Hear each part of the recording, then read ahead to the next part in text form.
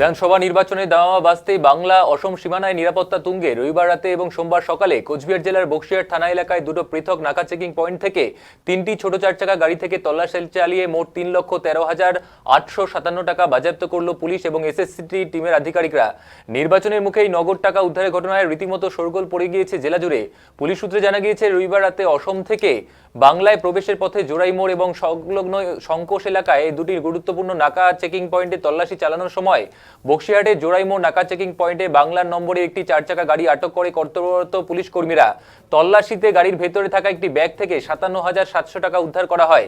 গাড়িতে থাকা দার্জিলিং এর বাসিন্দা বীরেন্দ্র সাহা এই টাকার কোনো বৈধ নথি দেখাতে না পারায় পুলিশ সেই টাকা বাজেয়াপ্ত করেছে এবং প্রায় একই সময় শঙ্কোশ নাকা চেকিং পয়েন্টে কুমারগ্রাম 12 বিশার বাসিন্দা বিকাশ সাহার গাড়িতে তল্লাশি চালিয়ে বক্সিরহাট থানার পুলিশ সেখান থেকে উদ্ধার করে 1,14,300 টাকা।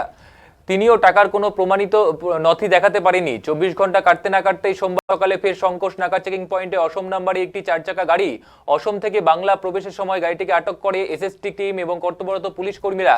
সেই গাড়িতে তল্লাশি চালিয়ে গাড়ি থেকে 1,99,500 টাকা উদ্ধার করে পুলিশ।